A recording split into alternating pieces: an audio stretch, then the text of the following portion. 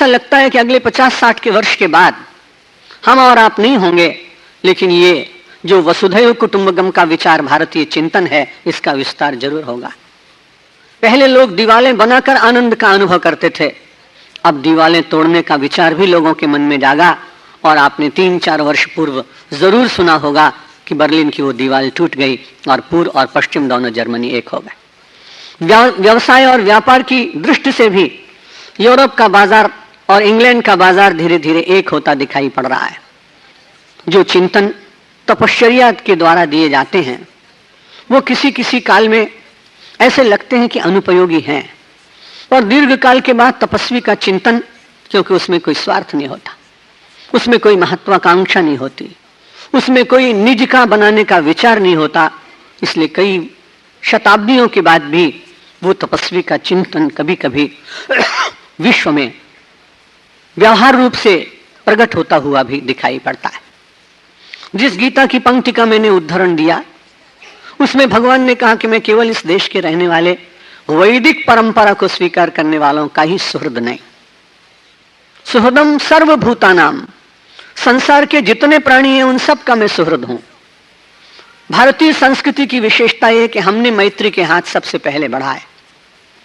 किसी दूसरे समाज ने हमारी मैत्री के हाथ को स्वीकार नहीं किया, इसमें भारतीय चिंतकों का कोई दोष नहीं रहा।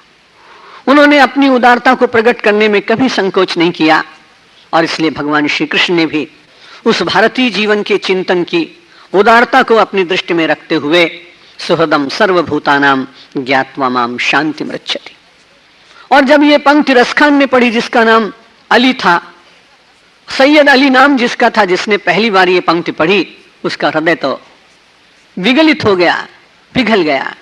उसने कहा, अरे ऐसा भी कोई भगवान हो सकता है जो सारे संसार के लोगों को अपना मित्र बनाए।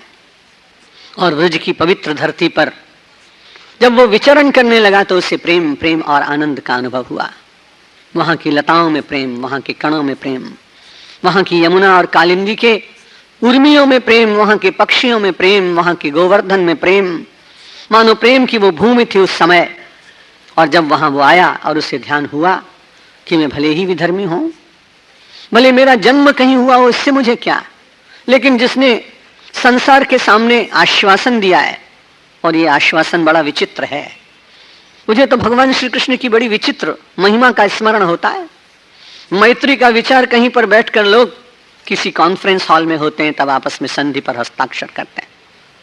मित्रता का विचार करने के लिए दो बड़े बड़े समुदाय मिलकर कहते हैं कि हम लोग मैत्री के द्वारा बहुत बड़े व्यवसाय को प्रारंभ करेंगे। लेकिन मैत्री का ये विश्व चिंतन परमात्मा ने वहां से दिया जहां से लोगों को घृणा का चिंतन मिला करता है।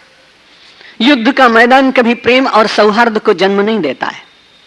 युद्ध के मैदान से प्रतिशोध की ज्वाला जलती है।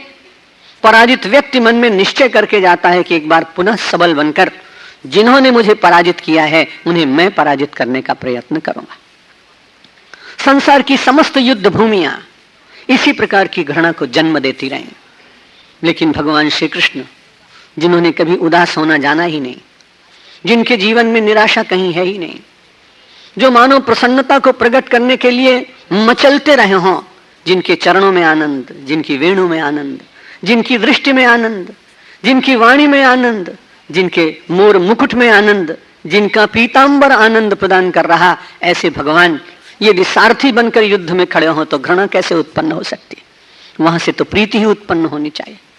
वहां पराभव होने पर भी मानव का विशाल चिंतन विश्व में एकता का विस्तार कर सके, ऐसा ही विचार उसके द्वारा जगना चाहिए था। इसलिए उस युद्ध की भूमि में भगवान श्री कृष्ण ने कहा, कौरव और पांडव नहीं, इतना तो बहुत छोटा होगा। इसलिए श्रीमद् भगवद गीता के गायक ने कहा, सुहृदम सर्वभूतानाम ज्ञात्वा माम शांति मृच्छति। मैं सारे संसार के लोगों का मित्र हूं, सखा हूं।